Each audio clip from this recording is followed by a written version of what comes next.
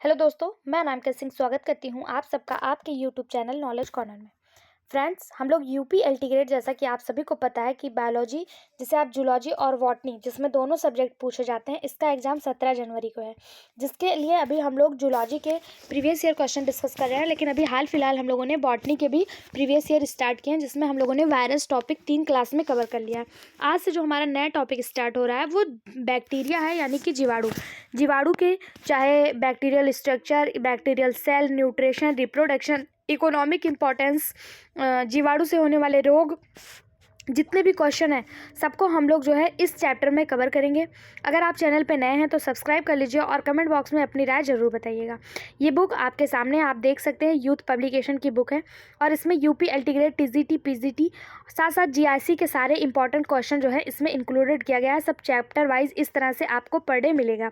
ठीक है, अभी हम लोग बैक्टीरिया यानी कि जीवाणु के इंपॉर्टेंट क्वेश्चन डिस्कस करने वाले हैं, तो आप हमारे साथ लास्ट तक बने रहिएगा। लास्ट में अपने कमेंट बॉक्स में अपनी राय, वीडियो को लाइक और चैनल को सब्सक्राइब जरूर करिएगा। पहला क्वेश्चन, पहले तो आपको बता दें, क्वेश्चन आपको हिंदी और इंग्लिश दोनों लैंग्वेज में मिलेगा, तो आपको परेशान होने की बिल्कुल भी ज़रूरत नहीं है। लेकिन हम आपसे एक लाइक और कमेंट बॉक्स में अपनी राय जरूर चाहते हैं। आपके कमेंट से हमें मोटिवेशन मिलता है और आपके लाइक से भी। ठीक है, पहला क्वेश्चन है, bacterial photosynthesis is different from that of other green plants because. Bacteria photosynthesis अन्य हरे पौधों से अलग होता है क्योंकि इसमें लाइट इज नॉट रिक्वायर्ड, प्रकाश की आवश्यकता नहीं होती है। Oxygen is not required, oxygen उन्मुक्त नहीं होता है, यानी ऑक्सीजन की आवश्यकता नहीं होती।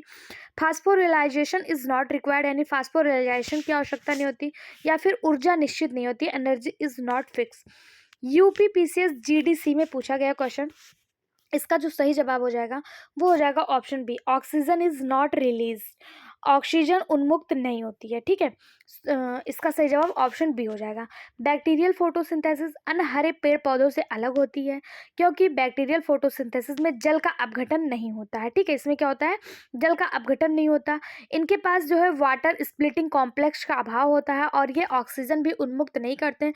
अगर जल का अपघटन नहीं होगा, H2O नहीं टूटेगा, हाइड्रोजन अलग नहीं होगा, तो जल का निर्माण कैसे हो पाएगा। तो जल का अपघटन नहीं होगा, ऑक्सीजन का भी अभाव रहेगा, इनसे ऑक्सीजन कैसे निकल पाएगा। तो ऑप्शन बी इसका सही जवाब हो जाएगा। बाकी आप सभी को पता है, सारे हरे पेड़ पौधे प्रकाश संश्लेषण की क्रिया में, प्रकाश संश्लेषण की सहायता से क्लोरोफिल की उपस्थिति में प्रकाश संश्लेषण करते हैं, जिससे ये लोग अपना भोजन बनाते हैं। इसी तरह बैक्टीरिया भी जो है ये भी प्रकाश संश्लेषण करता है, लेकिन इसका प्रकाश संश्लेषण अन्य पेड़ पौधों की तुलना में अलग होता है, क्योंकि और सारे प्रकाश संश्लेषण में ऑक्सीजन का निर्माण होता है, ऊर्जा निकलती है और ऑक्सीजन निकलता है, जल का अपघटन होता है। लेकिन बैक्टीरियल फोटोसिंथेसिस में जल का अपघटन नहीं होता। ऑप्शन बी इसका सही जवाब हो जाएगा। अगला question, bacteria and blue green algae are similar due to the. जीवाणु एवं नील हरित शैवाल में निम्न समानता होती है, presence of mitochondria, chemosynthetic mode of nutrition, presence of flagella या प्रेजेंस ऑफ न्यूक्लियोइड। माइटोकॉन्ड्रिया की उपस्थिति, पोषण का रसायन संश्लेषी तरीका, कसाविका की उपस्थिति या फिर न्यूक्लियाइड्स की उपस्थिति। जीवाणु एवं जो ब्लू ग्रीन एल्गी होता है, जिसे आप बीजीए के नाम से बोलते हैं, इन दोनों में क्या समानता होती है। तो इसका सही जवाब हो जाएगा ऑप्शन डी, न्यूक्लियाइड्स की उपस्थिति। जीवाणु और बीजीए यानी ब्लू ग्रीन एल्गी दोनों एक कोशिकीय जीव हैं तथा ये प्रोकैरियोटिक के अंतर्गत आते हैं। प्रोकैरियोटिक जितने भी होते हैं सबका जो मुख्य लक्षण होता है उसमें प्रिमिटिव टाइप का न्यूक्लियस पाया जाता है। प्रिमिटिव टाइप का न्यूक्लियस यानी जिनके न्यूक्लियस पे न्यूक्लियर मेम्ब्रेन नहीं प्रेजेंट होता है, जो न्यूक्लियर मेम्ब्रेन होता है ये नहीं प्रेजेंट होता है। ठीक है, और इसी के अंदर न्यूक्लियाइड, ये जो प्रिमिटिव टाइप का न्यूक्लियस होता है जिसपे न्यूक्लियर मेम्ब्रेन नहीं प्रेजेंट होता है, उसी को न्यूक्लियाइड कहा जाता है। तो ये बैक्टीरिया और ब्लू ग्रीन एल्गी दोनों में ही देखने को मिलते हैं। ऑप्शन डी इसका सही जवाब हो जाएगा। अगला question, the ability of gram positive bacteria cell to retain gram's strain after washing with suitable organic solvent is due to the presence of high amount of. Gram positive जीवाणु कोशिकाओं की उपयुक्त कार्बनिक विलयन से धोने पर भी ग्राम स्टेन के टीके रहने का गुण किसके अधिक मात्रा में उपस्थिति होने के कारण होता है। फास्फोलिपिड, लाइपोपॉलीसेक्राइड, पेप्टाइडोग्लाइकेन या फिर फास्फोग्लिसराइड। इसका जो सही जवाब हो जाएगा वो हो जाएगा ऑप्शन सी। ऑप्शन सी यानी कि पेप्टाइडोग्लाइकेन। ग्राम स्टैनिंग प्रक्रिया में जो ग्राम पॉजिटिव व ग्राम नेगेटिव बैक्टीरिया होता है, जिसे आप इस तरह से लिखते हैं, दोनों में भेद किया जाता है, यानी दोनों में अंतर जो है स्पष्ट किया जाता है। इसमें जो ग्राम पॉजिटिव बैक्टीरिया होता है ये ग्राम स्टेन को स्टोर कर लेता है, यानी कि जब इस पर स्टेन के मात्रा में इसमें जब कलर लगाया जाता है उस कलर को, ये कुछ ऐसे दरबर दरबर रहता है, इसमें जाके सारे कलर जो है वो स्टोर हो जाते हैं ग्राम पॉजिटिव में। जबकि जो ग्राम निगेटिव होता है यहाँ पे जो है स्टेन जो है वो इकट्ठा नहीं होता है, ठीक है। क्योंकि जो ग्राम पॉजिटिव बैक्टीरिया होती है इसके मेम्ब्रेन में 14 पेप्टाइडोग्लाइकेन की मात्रा अधिक होती है, ये 14 पेप्टाइडोग्लाइकेन इसमें नहीं पाया जाता, इसलिए ये जो है कलर को अपने पास स्टोर नहीं कर पाती है। इसका जो कलर होता है वो बैगनी रंग का होता है, ठीक है। ग्राम पॉजिटिव का कलर कैसा होता है? बैगनी रंग का होता है। अगला क्वेश्चन है, which of the following organism has cell wall composed of peptidoglycan. निम्नलिखित में से किस जीव की कोशिका भित्ति पेप्टाइडोग्लाइकेन से निर्मित होती है? पहला है फंगी यानी कि कवक, ब्रायोफाइटा, बैक्टीरिया जिसे जीवाणु कहते हैं, या फिर टेरिडोफाइटा। किसकी जो कोशिका भित्ति होती है वो पेप्टाइडोग्लाइकेन की बनी होती है? तो इसका सही जवाब हो जाएगा ऑप्शन सी, बैक्टीरिया। बैक्टीरिया की जो कोशिका भित्ति होती है, सेल वॉल होता है, सेल मेम्ब्रेन होता है, ये पॉलीसेक्राइड की बनी होती है, जिसे पेप्टाइडोग्लाइकेन कहा जाता है। बाकी अगर इसी पेप्टाइडोग्लाइकेन को आप म्यूरिन के नाम से भी जानते हैं, क्या कहा जाता है? इसी को म्यूरिन भी कहा जाता है। बाकी कवक की जो कोशिका भित्ति होती है वो काइटिन की बनी होती है, ठीक है। पेप्टाइडोग्लाइकेन जीवाणुओं की कोशिका भित्ति में विशिष्ट रूप से मौजूद होता है। पेप्टाइडोग्लाइकेन के 3 मुख्य घटक होते हैं, वो कौन कौन से हैं? एक ग्लाइकेन है, एक बैकबोन है, बैकबोन पेप्टाइड है, एक टेट्रापेप्टाइड है। अगर आपसे पूछ लिया जाए ये जो पेप्टाइडोग्लाइकेन है जिससे जीवाणु की कोशिका भित्ति बनी होती है, इसके 3 मुख्य घटक कौन कौन से हैं? तो ग्लाइकेन, बैकबोन पेप्टाइड और टेट्रापेप्टाइड, ये इसके 3 मुख्य घटक होते हैं, ठीक है। ऑप्शन सी इसका सही जवाब हो जाएगा। पेप्टाइडोग्लाइकेन जीवाणु की कोशिका भित्ति है, अगर कवक की कोशिका भित्ति पूछे तो काइटिन होता है। अगला question, gram positive bacteria are characterized by. Gram positive bacteria के लक्षण हैं प्रेजेंस ऑफ टेकोइक अम्ल, टेकोइक एसिड की उपस्थिति, यानी presence of teichoic acid in cell wall, कोशिका भित्ति में टेकोइक अम्ल की उपस्थिति। हाई परसेंटेज ऑफ पेप्टाइडोग्लाइकेन इस सेल वॉल, कोशिका भित्ति में पेप्टाइडोग्लाइकेन्स का अधिक प्रतिशत में मात्रा होना। लो परसेंटेज ऑफ लिपिड, लिपिड की प्रतिशत मात्रा कम होना, या all of above. Gram positive bacteria के क्या लक्षण है? तो ग्राम पॉजिटिव बैक्टीरिया में एक मैंने बहुत इंपॉर्टेंट बात बताया था कि ये स्टेन मैटर को अपने पास ही रख लेता है, स्टेन कलर को अपने पास स्टोर कर लेता है, क्योंकि इसमें 14 पेप्टाइडोग्लाइकेन अधिक होता है। बाकी जो इसका सही जवाब है वो ऑल ऑफ एबव हो जाएगा कि इसके कोशिका भित्ति में टेकोइक अम्ल की उपस्थिति होती है। इसका जो सेल मेम्ब्रेन होता है, कोशिका भित्ति होती है, सेल वॉल होता है, इसमें पेप्टाइडोग्लाइकेन की अधिक प्रतिशत होती है। कितनी होती है? ग्राम नेगेटिव से 14 अधिक होता है। लिपिड जो है ये इसमें कम मात्रा में पाया जाता है। ये तीनों ही इसके सही जवाब हो जाएंगे। ऑल ऑफ एबव इसका सही जवाब हो जाएगा। ग्राम पॉजिटिव बैक्टीरिया की बाहरी झिल्ली जो होती है वो अनुपस्थित होती है, ठीक है। ग्राम पॉजिटिव बैक्टीरिया की बाहरी झिल्ली कैसी होती है? अनुपस्थित होती है, ठीक। अगला क्वेश्चन देखते हैं। यहाँ पे देखिए आपको ग्राम पॉजिटिव और ग्राम नेगेटिव बैक्टीरिया दिखाया गया है। ग्राम पॉजिटिव बैक्टीरिया आप देख पा रहे हैं, सबसे नीचे वाले को प्लाज्मा मेम्ब्रेन, इसके ऊपर देखिए दोनों के बीच में जो गैप है इसमें प्लाज्मिक स्पेस कहा गया, और सबसे ऊपर को पेप्टाइडोग्लाइकेन कहा गया। पेप्टाइडोग्लाइकेन से ही सारे जीवाणुओं की जो कोशिका भित्ति होती है वो बनी होती है, ठीक है। और अगर आप ग्राम नेगेटिव की बात करें तो इसमें सबसे नीचे वाले को प्लाज्मा मेम्ब्रेन, फिर उसके बाद दोनों के बीच को प्लाज्मिक स्पेस, फिर उसके ऊपर एक पेप्टिडोग्लाइकेन की भित्ति, फिर सबसे ऊपर एक आउटर पाया गया है जो पॉलीसेक्राइड और प्रोटीन की बनी हुई है। और यही पॉलीसेक्राइड और प्रोटीन की जो लिपोपॉलीसेक्राइड और प्रोटीन की जो मेम्ब्रेन है सबसे ऊपर वाली, ये ग्राम पॉजिटिव बैक्टीरिया में अनुपस्थित होता है, ठीक है। अगला क्वेश्चन, जब कई फ्लैजेला एक छोर में उपस्थित होते हैं तो एक बैक्टीरिया जाने जाते हैं, यानी कि जैसे बैक्टीरिया को अलग अलग नाम से जाना जाता है, मोनोट्राइकस, एम्फीट्राइकस, लोफोट्राइकस, पेरीट्राइकस। तो अगर मान लीजिए ये एक बैक्टीरिया है जिसपे कोई भी फ्लैजेला उपस्थित नहीं है तो इसको आर्की बैक्टीरिया कहा जाता है, ठीक है। अगर इसी बैक्टीरिया पे एक फ्लैजेला इस तरह से निकल गया, फ्लैजेला जानते हैं, ये लोकोमोटरी ऑर्गन होता है, इसकी सहायता से बैक्टीरिया जो है वो लोकोमोशन करते हैं, गमन करते हैं। अगर एक फ्लैजेला ऐसे निकल गया तो इसे मोनोट्राइकस कहा जाएगा। अगर इसी छोर पे कई फ्लैजले, मतलब एक छोर पे कई सारे फ्लैजला हो गया, तो इसे लिपोट्राइकस कहा जाता है, लोफोट्राइकस कहा जाता है। क्या कहा जाता है? लोफोट्राइकस। ठीक, लोफोट्राइकस। अगर एक बैक्टीरिया है, इसके एक छोर पे ऐसे दो फ्लैजला निकल गया, इसको सेफेलोट्राइकस कहा जाता है। और एक बैक्टीरिया है, इसके एक छोर पे कई सारे ऐसे फ्लैजला निकले हैं, इसको पेरिट्राइकस कहा जाता है। क्या कहा जाएगा? पेरिट्राइकस। लोफोट्राइकस में दोनों तरफ होता है, ठीक है, लोफोट्राइकस में दोनों तरफ होता है। और एक होता है एम्फीट्राइकस, ये एम्फीट्राइकस होता है। आपसे पूछा जब कई फ्लैजला एक छोर में उपस्थित होते हैं तो ऐसे बैक्टीरिया को क्या कहा जाता है? यानी एक छोर पे बहुत सारे फ्लैजला ऐसे उपस्थित हो तो इसको क्या कहा जाएगा? तो इसका सही जवाब हो जाएगा लोफोट्राइकस। एक ही किनारे पे बहुत सारे बैक्टीरिया हो, अगर बहुत सारे फ्लैजला हो, अगर यही फ्लैजला पूरे बॉडी में ऐसे फैल जाता है तो इसे पेरिट्राइकस कहा जाता है। ठीक, देख लीजिए, ये एनवीएस टीजीटी और यूपी टीजीटी दोनों में आया हुआ क्वेश्चन है। अगला क्वेश्चन, ये देखिए, वहाँ यहाँ पे ना वही बताने का कोशिश किया गया कि लोफोट्राइकस में एक छोर पर फ्लैजला होता है जो बैक्टीरिया को एक दिशा में चलने के लिए काम करता है। ठीक है, वही चीज़ें बताई गई हैं। और पेरिट्राइकस में बहुत सारे फ्लैजला होते हैं, पूरे बॉडी पे फ्लैजला होता है। ठीक, अगला क्वेश्चन, कसाविका की संख्या एवं स्थिति के आधार पर बेब्रियो कॉलोरी होता है। On the basis of number and position of flagella Vibrio cholerae is atrichous, amphitrichous, monotrichous या सिफेलोट्राइकस। टीजीटी में पूछा गया क्वेश्चन है कि जिस बेब्रियो कॉलोरी जो है वो कैसा होता है? तो बेब्रियो कॉलोरी जो होता है ये मोनोट्राइकस होता है। कैसा होता है?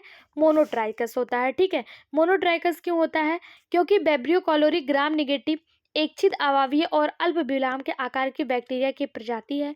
यह एक अत्यधिक गतिशील जीवाणु है। इसमें एकल ध्रुवीय कसाविका, यानी कि एक ही ध्रुव पे जो है कसाविका, एक मिनट रुक जाइए, मोनोट्राइकस, हाँ, एक ही ध्रुव पे जो है वो फ्लैजला पाया जाता है। ठीक है, ऑप्शन सी इसका सही जवाब हो जाएगा, मोनोट्राइकस। मोनो मतलब एक, यानी कि एक ही ध्रुव पे जो है फ्लैजला पाया जाए। अगला क्वेश्चन, यहाँ पे आप डायग्राम के माध्यम से फिर से देख लीजिए, जिसमें कोई फ्लैजला ना हो ए ट्राइकस, जिसमें एक छोर पर एक फ्लैजला हो मोनोट्राइकस, जिसमें एक छोर पे गुच्छे की तरह संरचना हो इस तरह से, और एक ही छोर में हो और गुच्छे के रूप में हो तो इसे लोफोट्राइकस, जिसमें दोनों तरफ एक एक हो एम्फीट्राइकस, जिसकी पूरी बॉडी पे हो उसे पेरिट्राइकस, जिसमें एक छोर पे हो दोनों दो उसे सिफेलोट्राइकस। ठीक है, अगला क्वेश्चन, निम्न पौधों में से किसमें मूल ग्रंथिका राइजोबियम द्वारा नहीं बनाई जाती है? कैकेनस के जान, सिरस एरियंटिनम, ग्लाइसिन मैक्स या फिर कुसीरीना ग्लोको ग्लोको ग्लोका। इसका जो सही जवाब हो जाएगा वो हो जाएगा ऑप्शन डी, कुसीरीना ग्लोका। पौधे में मूल ग्रंथियां राइजोबियम द्वारा नहीं बनाई जाती हैं। कैसूरीना ग्लोका को आमतौर पर ओक के नाम से, ग्रे ओक या दलदली ओक के नाम से जाना जाता है। ओक के पौधा, जो ओक का पौधा है, ये इसे नदी ओक के रूप में भी जाना जाता है। ठीक है, या गैर लेगुमिनस एंजियोस्पर्म की प्रजातियों में से एक है जो एक्टिनोमाइसिटीज जैसे जीव द्वारा मिट्टी के आरोहण की प्रक्रिया में मूल ग्रंथियां बनाने में सक्षम होते हैं। राइजोबियम मिट्टी में रहने वाले जीवाणु हैं। राइजोबियम किन में पाए जाते हैं? तो जो फलीदार पौधे होते हैं जैसे मटर हो गया, चना हो गया, इन सब में पाया जाता है और ये नाइट्रोजन स्थितीकरण करने में मदद करता है। वहीं पे कैसूरीना ग्लोका, जिसे आप ग्रे ओक या दलदली ओक या नदी ओक के नाम से जानते हैं, ओक ट्री के नाम से जानते हैं, ये जो है ये राइजोबियम द्वारा नहीं बनाई जाती है। ठीक है, ये गैर लेगुमिनस एंजियोस्पर्म है। ये कैसा है? एंजियोस्पर्म है। ये एक्टिनोमाइसिटेज जैसे जीवाणुओं द्वारा मिट्टी में इसकी मूल ग्रंथियां बनाने में सक्षम होती है। ऑप्शन डी इसका सही जवाब हो जाएगा। अगला क्वेश्चन, कौन बैक्टीरिया के एंडोस्पोर में पाया जाता है जबकि काइक कोशिका में नहीं? which one is found in endospore of bacteria not is vegetative cell? Muramic acid, dipicolinic acid, glycolic acid, उपयुक्त में से कोई नहीं। कौन सा वो है जो बैक्टीरिया के एंडोस्पोर में पाया जाता है जबकि वेजिटेटिव सेल में नहीं? तो इसका सही जवाब हो जाएगा option B, डीपीकोलिनिक acid. Dipicolinic acid एंडोस्पोर्म जीवाणुओं के डीएनए और उसके साइटोप्लाज्म का हिस्सा होते हैं। एंडोस्पोर्म में छोटे एसिड घुलनशील प्रोटीन, जिसे आप एसएसपी होता है, इसमें पाया जाता है। ये प्रोटीन डीएनए को कसकर बांधते हैं और संघनित करते हैं और आंशिक रूप से परावैंगनी प्रकाश और डीएनए हानिकारक रसायनों के प्रतिरोध के लिए जिम्मेदार होते हैं। कैल्शियम डीपिकोलिनिक अम्ल केवल एंडोस्पोर्म में पाया जाता है। यह जो है वेजिटेटिव सेल यानी कॉइक कोशिकाओं में नहीं पाया जाता। ऑप्शन बी इसका सही जवाब हो जाएगा। अगला क्वेश्चन, निम्नलिखित में से कौन सा एक आहार वहित जीव विष है? Which of the following is food borne toxin, मतलब कौन सा ऐसा है विष है जो आहार वहित है? तो इसका जो सही जवाब हो जाएगा वो हो जाएगा ऑप्शन बी बोटुलिनम। बोटुलिनम जो है ये जीव विष एक आहार वहित जीव विष है। या खाद्य जनित बोटुलिज्म उन खाद्य पदार्थों को खाने से होता है जो बोटुलिनम एक विष होता है, इससे दूषित होते हैं, तो इनको खाने से बोटुलिज्म जैसी बीमारी हो जाती है। खाद्य जनित बोटुलिज्म के समान स्रोत घर के बने खाद्य पदार्थ जिन्हें अनुचित तरीके से डिब्बाबंद करके संरक्षित किया गया है, उनमें किण्वन की प्रोसेस हो जाती है।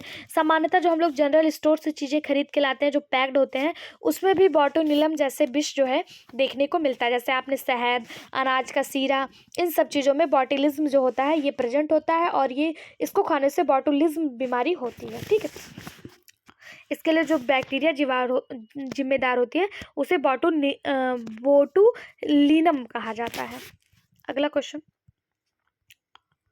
the process where bacterial gene are terminated from donor to receptor as part of the sex factor termed, वह प्रक्रिया जहां बैक्टीरिया के जीन दाता से ग्राही की ओर सेक्स फैक्टर के रूप में स्थानांतरित होता है, क्या कहलाता है? कॉन्जुगेशन, सेक्सडक्शन, ट्रांसफॉर्मेशन या फिर ट्रांसडक्शन?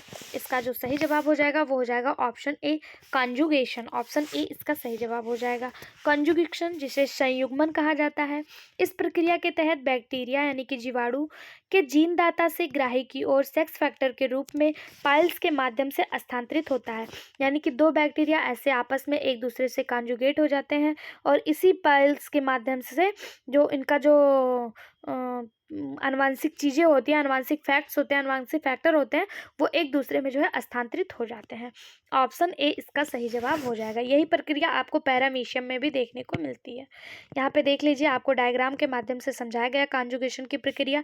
ये दो बैक्टीरिया आपके सामने हैं, ये उसमें पाया जाने वाला क्रोमोसोम है, ये जेनेटिक है, इसके जेनेटिक इसमें जाता है, इसका जेनेटिक इसमें जाता है इस पाइल्स के माध्यम से, और इसी को कॉन्जुगेशन कहा गया है। ठीक है, ये रिसेप्टर है, ये डोनर है। अगला क्वेश्चन, एंटीबायोटिक शब्द प्रतिपादित किया था। The term of antibiotic was coined by, Bihar PGT 2019 में पूछा गया क्वेश्चन कि एंटीबायोटिक शब्द किसके द्वारा लाया गया। तो इसका जो सही जवाब हो जाएगा वो हो जाएगा ऑप्शन डी सेलमैन वैक्समैन के द्वारा। एंटीबायोटिक शब्द 1942 में सेलमैन वैक्समैन के द्वारा किसी एक सूक्ष्म जीव द्वारा उत्पन्न किए गए ठोस या तरल पदार्थ के लिए किया गया। पेंसिलिन नामक प्रतिजैविक के आविष्कार अलेक्जेंडर फ्लेमिंग है और सबसे पहले इसी की खोज की गई थी, पेंसिलिन की। ठीक है, एंटीबायोटिक के रूप में सबसे पहले किसकी खोज की गई थी? पेंसिलिन की खोज की गई थी। किसके द्वारा? अलेक्जेंडर फ्लेमिंग के द्वारा। ठीक है, उसके बाद अगर आपसे पूछा जाए कि चेचक के टीके का आविष्कार किसने किया, तो चेचक के टीके का आविष्कार करने वाले साइंटिस्ट का नाम एडवर्ड जीनर है और इन्हीं जेनर को इम्यूनोलॉजी का पिता भी कहा जाता है। इम्यूनोलॉजी का पिता कौन है? फादर ऑफ इम्यूनोलॉजी कौन है? तो Edward Jenner father of immunology है और इन्होंने ही चेचक के टीके का आविष्कार किया। पेंसिलिन की खोज किसने की? अलेक्जेंडर फ्लेमिंग ने की। शब्द एंटीबायोटिक किसने दिया? तो सेलमैन वैक्समैन ने 1942 में शब्द जो है एंटीबायोटिक दिया। अगला क्वेश्चन, प्रोटियोग्लाइकन्स प्रमुख कोशिका भित्ति अवयव है। Proteoglycans are major cell wall component. Gram positive bacteria, gram negative bacteria, rickettsia या हेलमिंथेस? इसका सही जवाब हो जाएगा option A gram positive bacteria. Proteoglycans gram positive bacteria कोशिका भित्ति के प्रमुख अवयव हैं। इनके जो सेल वाल के हैं वो प्रमुख अवयव हैं। ग्राम अभिरंजक परीक्षण में जीवाणु समूह क्रिस्टल को वायलेट यानी बैंगनी रंग में रंगा जाता है।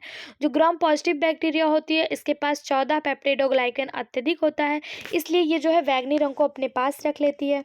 इसकी कोशिका भित्ति पे जो ये बैंगनी रंग रह जाता है और ग्राम नेगेटिव बैक्टीरिया इस स्ट्रेन को अपने पास नहीं रख पाती है। यानी कि आप ऐसा कह सकते हैं कि बैंगनी रंग धारण करने वाली जो बैक्टीरिया होती है वो ग्राम पॉजिटिव होती है, और जो गुलाबी रंग धारण करती है, क्योंकि ये बैक्टीरिया ऑलरेडी गुलाबी रंग में होती है, तो इसका बैगनी रंग जो है वो ख़त्म हो जाता है, मतलब ये नहीं ले पाती निगेटिव। दोनों ही पहले गुलाबी रंग के होते हैं, लेकिन जब बैगनी रंग डाला जाता है तो जो ग्राम पॉजिटिव बैक्टीरिया होती है वो इसको ले लेती है, ठीक है, और बैगनी रंग की हो जाती है, और ग्राम नेगेटिव बैक्टीरिया गुलाबी की गुलाबी ही रह जाती है, ठीक। अगला क्वेश्चन, इन प्लांट एक्रोबैक्टीरियम राइजोजीनस कॉजेज, पौधे में एग्रोबैक्टीरियम राइजोजीनस के कारण होता है मूल लगन, मूल बहुप्रजायता, मूल ट्यूमर मतलब ट्यूमर निर्माण या ग्रंथि का निर्माण, root rod roots rot root proliferation, tumour formation, या फिर निड्यूल फॉर्मेशन। इसका जो सही जवाब हो जाएगा वो हो जाएगा ऑप्शन बी। ऑप्शन बी, मूल बहुप्रजायता। राइजोवियम राइजोजीनस पूर्व में एक्रोबैक्टीरियम राइजोजीनस का एक ग्राम निगेटिव बैक्टीरिया है। पहले इसी को एग्रोबैक्टीरियम राइजोजीनस कहा जाता था, अब इसी को राइजोवियम राइजोजीनस के नाम से जाना जाता है। यह एक ग्राम निगेटिव बैक्टीरिया है जो डाइकोटिलीडेंस पौधे के मूल रोम में बीमारी पैदा करता है। इसके कारण मूल बहुप्रजायता यानी कि रूट पॉलीफेरेशन रोग होता है। एग्रोबैक्टीरियम राइजोजीन एक मृदा जनित यानी कि सॉइल बॉर्न ग्राम नेगेटिव जीवाणु है, ठीक है, और ये जो है ये राइजोविएसी फैमिली से संबंधित है। ऑप्शन बी इसका सही जवाब हो जाएगा। अगला question, stain use for gram staining is, gram अभिरंजक के लिए प्रयुक्त किया जाने वाला अभिरंजक है aniline blue, cotton blue, crystal violet, या फिर ट्राइपेन ब्लू। एनवीएस टीजीटी और यूपी पीजीटी, देख लीजिए आप खुद, ये दोनों एग्जाम में पूछा गया क्वेश्चन है कि जो ग्राम स्टैनिंग कलर होता है वो कौन सा होता है, तो मैंने आपको बताया ये कलर कैसा होता है, वायलेट होता है। ऑप्शन सी इसका सही जवाब हो जाएगा कि ये कलर कौन सा होता है, वायलेट होता है। ग्राम अभिरंजक यानी ग्राम स्टैनिंग के लिए प्रयुक्त किया जाने वाला क्रिस्टली वायलेट होता है। ग्राम अभिरंजक एक आम तकनीक है, इसका उपयोग बैक्टीरिया को दो समूहों और उनके कोशिका भित्ति के घटकों के आधार पर विभाजित करने के लिए किया जाता है। ग्राम अभिरंजक की प्रक्रिया गुलाबी या बैगनी रंग द्वारा ग्राम पॉजिटिव और ग्राम निगेटिव समूहों के बीच अंतर करता है, यानी ग्राम पॉजिटिव बैगनी होगा और ग्राम निगेटिव कैसा होगा, गुलाबी रंग का होता है। अगला क्वेश्चन, निम्नलिखित युग्मों को सुमेलित कीजिए। यहाँ पे आपके सामने ये दिया है और इसको आपको मैच करना है। पहला दिया है N2 निर्धारण यानी कि नाइट्रोजन फिक्सेशन, दूसरा दिया है नाइट्रिफिकेशन जिसे नाइट्रीकरण कहा जाता है, और तीसरा दिया है डीनाइट्रिफिकेशन या अनाइट्रीकरण। इसको बताना है कि कौन से बैक्टीरिया के द्वारा ये प्रोसेस होता है। तो आप सभी को पता है नाइट्रोजन फिक्सेशन जो होता है ये एजोटोबैक्टर और क्लोडोस्ट्रीडियम बैक्टीरिया के कारण होता है। तो आपको एजोटोबैक्टर और क्लोस्ट्रीडियम बैक्टीरिया कहाँ दिख रहा है, ऑप्शन सी में, यानी कि 1 का 3 हो जाएगा। दूसरा दिया है नाइट्रिफिकेशन, नाइट्रोसोमोनास और नाइट्रोबैक्टर के कारण होता है जो आपको 1 पे दिख रहा है। और तीसरा दिया डीनाइट्रिफिकेशन जो होता है ये थियोबैसिलस और स्यूडोमोनास के द्वारा होता है, यानी कि 1 का 3, 2 का 1 और 1 का 3, 2 का 1 और 3 का 1 मिनट 1 का 3, 2 का 1 और 3 का 2 हो जाएगा, ठीक है। ये आपको किस ऑप्शन में देखने को मिल रहा है, तो ऑप्शन डी में इसका सही जवाब हो जाएगा। नाइट्रोजन फिक्सेशन, एजेटोबैक्टर और क्लोस्ट्रीडियम बैक्टीरिया, नाइट्रिफिकेशन नाइट्रोमोनास और नाइट्रोबैक्टर, और डीनाइट्रिफिकेशन थियोबैसिलस और स्यूडोमोनास बैक्टीरिया के द्वारा होता है। अगला question, food poisonous is caused by, खाद्य विषाक्तता किसके कारण होता है, Bacillus megaterium, Clostridium botulinum, Escherichia coli, Salmonella typhi. तो फूड पॉइजन जो होता है, अभी हम लोगों ने देखा था कि फूड पॉइजन जो होता है ये क्लास्ट्रीडियम बोटुलिनम बैक्टीरिया के द्वारा होता है। ऑप्शन बी इसका सही जवाब हो जाएगा। इस रोग को बॉटुलिज्म रोग के रूप में जाना जाता है। इसमें होता क्या है, तो जीभ में सूजन, दोहरी दृष्टि, श्वसन में दिक्कत, ये इसके मुख्य लक्षण होते हैं, ठीक। ऑप्शन बी इसका सही जवाब हो जाएगा। अगला क्वेश्चन है, बॉटुलिज्म क्या है, तो हम लोगों ने देख लिया कि बॉटुलिज्म क्या है। ये खाद्य पदार्थों में यानी कि फूड पॉइजनिंग का कारण बनता है, यानी कि ये एक प्रकार का खाद्य विषाक्तता है जो मृत जीवी जीवाणु क्लोस्ट्रीडियम बैक्टीरिया के कारण होता है, क्लोस्ट्रीडियम बैक्टीरिया के कारण होता है। ऑप्शन सी इसका सही जवाब हो जाएगा। अगला question, the bacterium that cause botulism का कारण बनने वाला जीवाणु है स्ट्रेप्टोकोकस, स्यूडोमोनास, बैसिलस या फिर क्लास्ट्रीडियम। तो अभी हम लोगों ने देखा इसका लिए जो जिम्मेदार जीवाणु है वो क्लास्ट्रीडियम है। ऑप्शन डी इसका सही जवाब हो जाएगा। क्लास्ट्रीडियम बोटुलिनम इसका पूरा नाम होता है। यह मृतोपजीवी जीवाणु है या एक प्रकार के भोजन विषाक्तता का मतलब भोजन विषाक्तता उत्पन्न करता है जिसे बॉटुलिज्म कहा जाता है। ठीक है। हालांकि सबसे सामान्य भोजन विषाक्तता जो उत्पन्न होता है वो सल्मोना टाइफली के द्वारा उत्पन्न होता है। सल्मोनेला टाइफीम्यूरियम के द्वारा उत्पन्न होता है। इससे मांस में विषाक्तता उत्पन्न होती है। ठीक है। सल्मोनेला टाइफीम्यूरियम बैक्टीरिया के कारण मांस विषाक्तता उत्पन्न होती है। अगला क्वेश्चन, निम्नलिखित में से कौन सा एक मुक्त जीवित नाइट्रोजन स्थितीकरण जीवाणु है? एजेटोबैक्टर, नाइट्रोमोनास, राइजोबियम, उपयुक्त में से कोई नहीं। टीजीटी बायोलॉजी 2004 और यूपीपीसीएस प्री 2004, 7, 8 और 9 कितनी बार ये क्वेश्चन आया हुआ है? कौन सा एक मुक्त जीवी यानी free living nitrogen fixation bacteria है?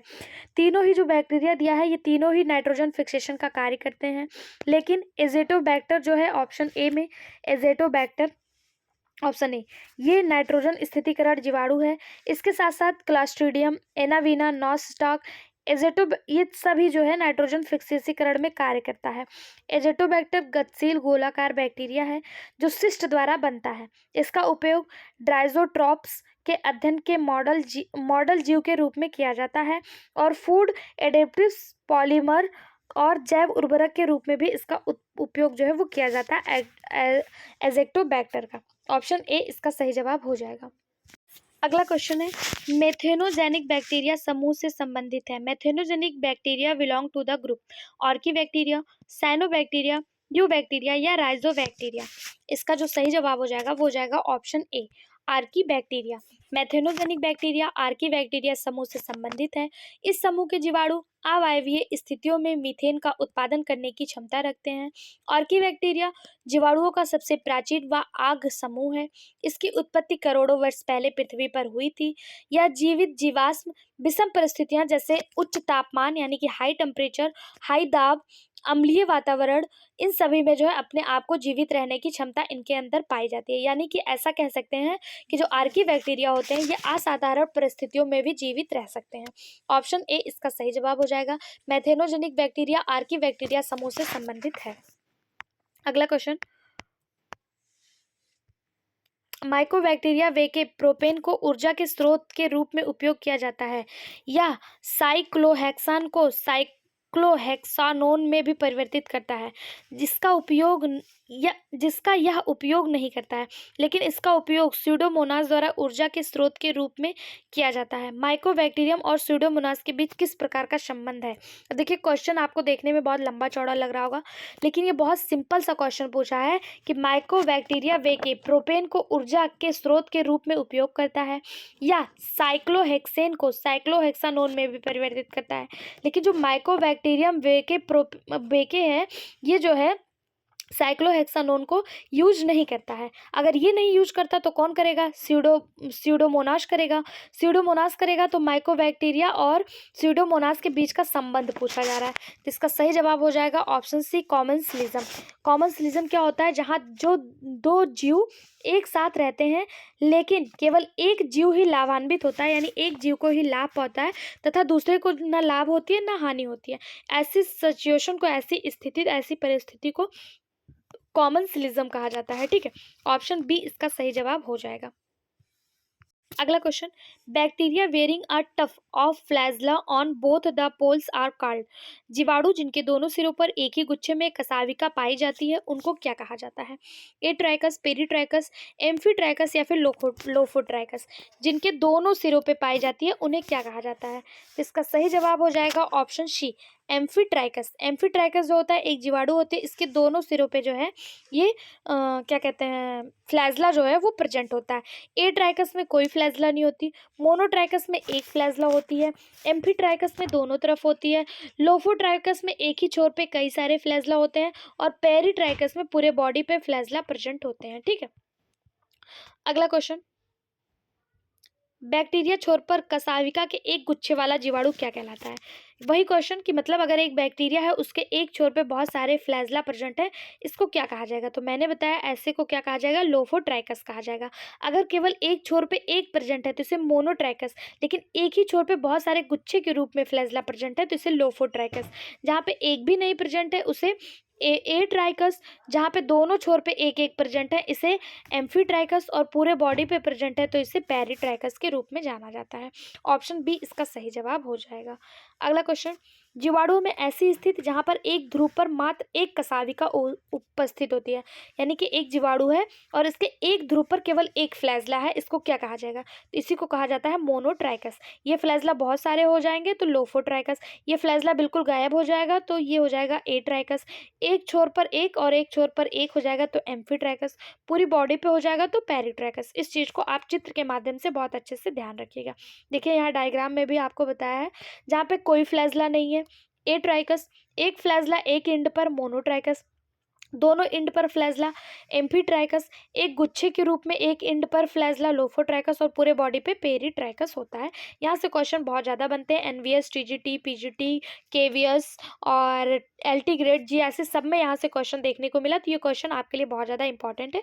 ऐसे क्वेश्चन को आपको भूलना भी नहीं है क्योंकि ये बहुत ईजी होते हैं और बहुत आसानी से हमें मार्क हासिल करने में सहायता करते हैं। अगला क्वेश्चन है, the genetic material in the cell of which of the following is not surrounded by a membrane. निम्नलिखित में से किसकी कोशिका का आनुवंशिक पदार्थ किसी झिल्ली से घिरा नहीं होता है? फ्यूरिनेरिया, मार्केंसिया, यूलोथ्रिक्स या फिर स्यूडोमोनास। वो कौन सा बैक्टीरिया है जिसकी जो कोशिका भित्ति है वो किसी भी मेम्ब्रेन से जुड़ी नहीं होती है, घिरी नहीं होती है? इसका सही जवाब हो जाएगा ऑप्शन डी स्यूडोमोनास। स्यूडोमोनास क्या है? तो एक ग्राम निगेटिव रॉड के आकार की बैक्टीरिया है, इसमें झिल्ली होती ही नहीं है, कोशिका झिल्ली प्रेजेंट होती है। 1882 में ग्रेसॉर्ड ने पहली बार स्यूडोमोनास की खोज की थी। अगर पूछा जाए ग्रेसॉर्ड स्यूडोमोनास की खोज करने वाले वैज्ञानिक का क्या नाम है, तो ग्रेसॉर्ड नामक वैज्ञानिक ने 1882 में इसकी खोज की थी। जीनस स्यूडोमोनास में 140 से अधिक प्रजातियां पाई जाती हैं, जिनमें अधिकांश जो होती हैं वो सैप्रोफिटिक होती हैं।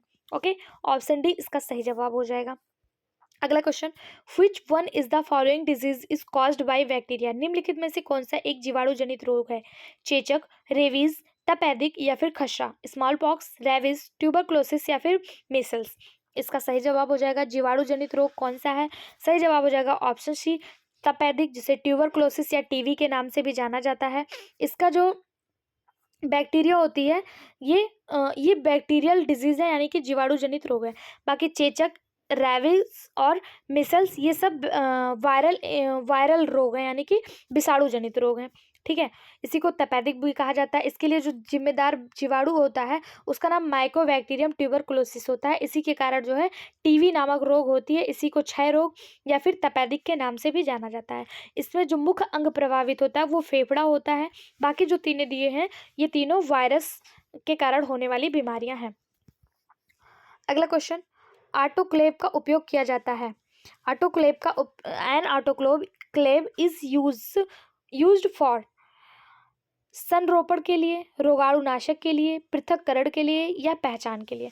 ऑटोक्लेव का यूज किसके लिए किया जाता है? तो इसके सही जवाब हो जाएगा ऑप्शन बी स्टेरिलाइजेशन, यानी रोगाणुनाशन के लिए ऑटोक्लेव का उपयोग किया जाता है। सूक्ष्मजीवों और जीवाणुओं को, यानी कि सूक्ष्मजीव और बीजाणुओं को मारने के लिए ऑटोक्लेव उच्च तापमान और दाब पर काम करता है। इसका उपयोग कुछ जैविक कचड़ों को कीटाणु रहित बनाने और कल्चर मीडिया उपकरणों और प्रयोगशाला के बर्तनों को स्टेरिलाइज करने के लिए किया जाता है। ऑप्शन बी इसका सही जवाब हो जाएगा। अगला क्वेश्चन, निम्नलिखित में से कौन सा रोग जीवाणुविक रोगजनक द्वारा उत्पन्न किया जाता है? Which of the following disease is caused by a bacterial pathogen? Fire blind of Apple, यानी सेब में जो हल्का सा दाग लगा होता है जिसे दग्ध अंगमारी कहते हैं वो, या फिर क्लॉव रूट ऑफ क्रूसीफेरस या क्रूसीफेरस का मुग्ध मूल, yellow vein mosaic of behind, भिंडी का पीला सिरा मोजेक, या फिर लिटिल लीफ ऑफ ब्रिंजल, बैगन का छोटी पत्तियां यानी लघु पर्ण। कौन सा वो रोग है जो जीवाणुओं द्वारा उत्पन्न होता है? इसका सही जवाब हो जाएगा ऑप्शन ए ऑप्शन ए यानी फायर ब्लाइंड ऑफ एप्पल, सेब की दग्ध अंगमारी। ये जो होता है सेब और नाशपाती में ये जो रोग होता है ये बैक्टीरिया के कारण होता है और यह बहुत ही घातक बैक्टीरिया होती है। यह रोग इरविनिया अमाइलोवोरा नामक जीवाणु के द्वारा जो है वो उत्पन्न होता है। ऑप्शन ए इसका सही जवाब हो जाएगा, ऑप्शन ए। अगला क्वेश्चन, NO2 तथा NO2 का N2 में जीवाणु द्वारा बदलाव क्या कहलाता है? अमोनिफिकेशन, नाइट्रिफिकेशन, नाइट्रोजन फिक्सेशन या डीनाइट्रिफिकेशन। यानी कि NO3 का नाइट्रोजन में जीवाणु रूपांतरण को क्या कहा जाएगा? तो इसका सही जवाब हो जाएगा डीनाइट्रिफिकेशन, ऑप्शन डी इसका सही जवाब हो जाएगा। डीनाइट्रिफिकेशन एक माइक्रोवियल रूप से सुगम प्रक्रिया है जहां नाइट्रेट और नाइट्राइड नाइट्रोजन गैस में परिवर्तित हो जाता है। यानी कि NO3 को जब आप लिखेंगे नाइट्रेट को तो ये नाइट्रोजन गैस में परिवर्तित हो जाएगा। ठीक, इसी को डीनाइट्रिफिकेशन कहा जाता है। और ऑक्सीजन जो होता है ये ऑक्सीजन जो है ये स्वतंत्र हो जाता है। ऑप्शन डी इसका सही जवाब हो जाएगा। जीवाणु के आपके टोटल 90 क्वेश्चन है, लेकिन आज के इस वीडियो में हम आपको 30 क्वेश्चन प्रोवाइड करवा रहे हैं। बाकी 30 क्वेश्चन करके 2 और वीडियो आपको मिल जाएंगे। वीडियो आपको कैसा लगा कमेंट बॉक्स में जरूर बताएं और वीडियो पाने के लिए चैनल को सब्सक्राइब करें, बेल आइकन को क्लिक कर लें और वीडियो को लाइक जरूर करें। Thank you.